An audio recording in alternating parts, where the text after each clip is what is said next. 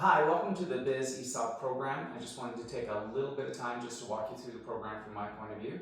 So this video is designed for everybody that's eligible. So if you've been with Biz for a few years or if you've been with Biz for just 1 year, I just want to walk through the program at a high level. So we'll go through the program. So first, what we're looking for the ESOP program is we're looking for people that really want to be a part of the company as an owner.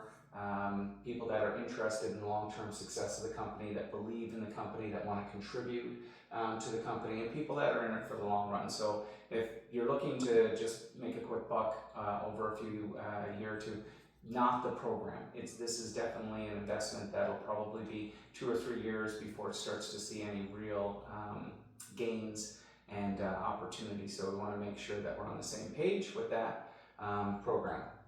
In terms of the vision, so the whole point of doing this program is, one, we believe in our team and we believe that it's everybody coming together. Now, the cost of doing this and the amount of work and the legal and everything, it's probably not worth it as a company. It's not to raise money. It's not that Biz needs the cash to invest in something.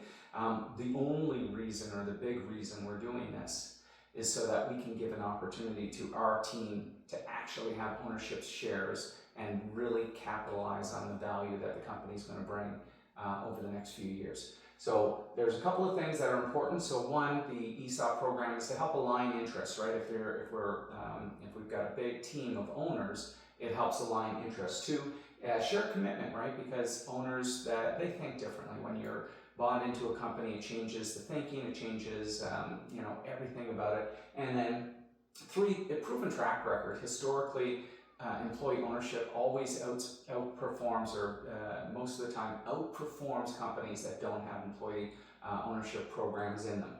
So in terms of our historical growth, we've been around for many years.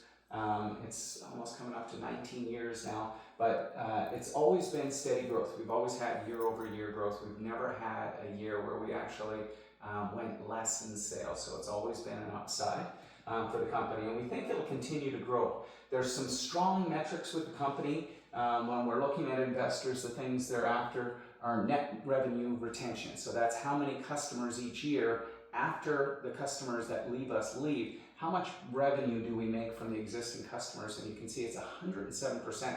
So that means even after a few customers leave Biz, we still have greater earnings with just the base customers from the year before into the new year, because they increase their size, they use more of the system, they expand their features. Logo retention is just the number of customers that we keep year over year. So historically, it's always been high. Last year, it's at 98.6%. So that's 98% of the customers we had in 2003 were with us in the year 2004. And then gross revenue retention is, if we take all the customers that we had in 2023, and we only look at that same group of customers in 2024, and we don't add any increase for new features, we don't add any increase in system fees, and we just remove the customers that are left, we're still at 94% retention rate for our gross revenue retention. So those are great numbers. As the company grows, one of the big things that we're going to be working on is scaling up. So that's a program that will help companies scale from the smaller 10, 15, 20 million to 50, 100 million. And it's a business operating system that we are running through.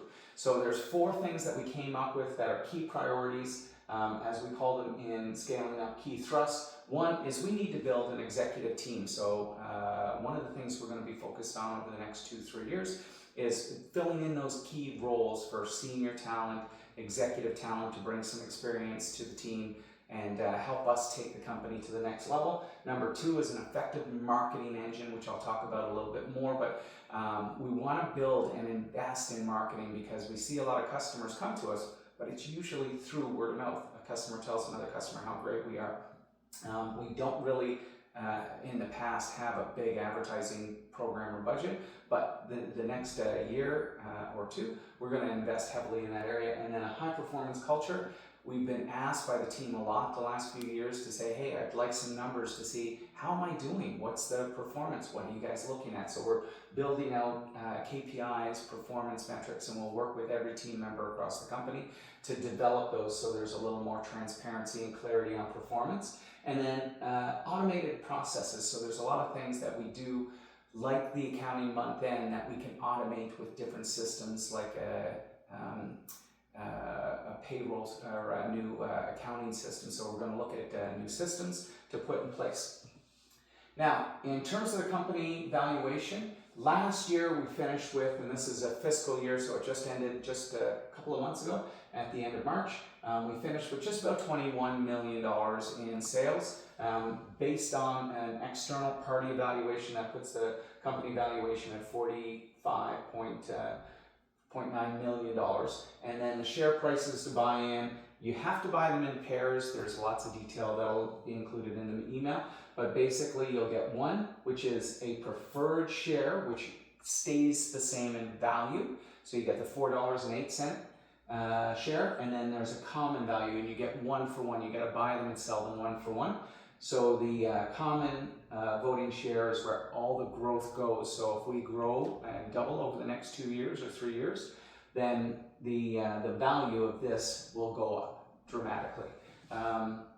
The big focus as a company is the marketing engine. So we're going to invest heavily over the next 6 to 8 months into developing podcasts, into bringing back the magazine, into bringing back the in-person events like our e-learning expo, but more conferences, all focused around safety and all focused around safety leadership. So we're going to be taking our existing customers and telling their stories on how to be successful in safety. We're going to talk to our network partners and share them on podcasts about what they're doing great in safety. And the whole focus at the top of the funnel is going to be all about leading in safety. Now, once we have these and we have a big conference, we have lunch and learns, we have all these events, throughout those events we'll have messages about biz, some of the things we're talking about, some of the things we're releasing, and then through that giant network, as we build that up, we'll be able to streamline those people that are interested in looking at learning management or safety management system, and we'll be able to put those into the sales leads. So that's the marketing strategy.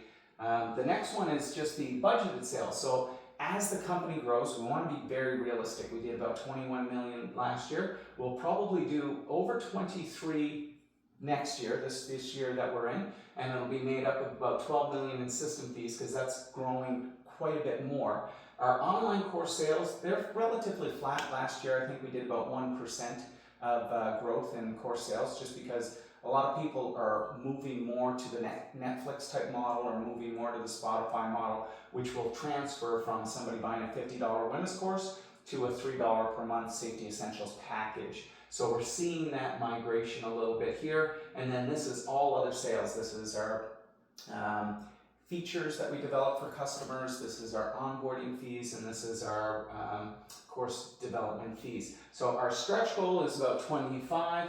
Our budgeted goal is 23. So it's reasonable growth, and we don't want to set high expectations. Where we're going to see the real growth is after we get the marketing engine going, after we get an investment partner on board, then we can really start to dramatically increase the investment into growth, into new markets, into different areas, and we'll see a lot more growth there. So again, thank you for your interest in this program. If you have any questions, please reach out and contact our team, but we would really like to have you as a shareholder partner. Welcome.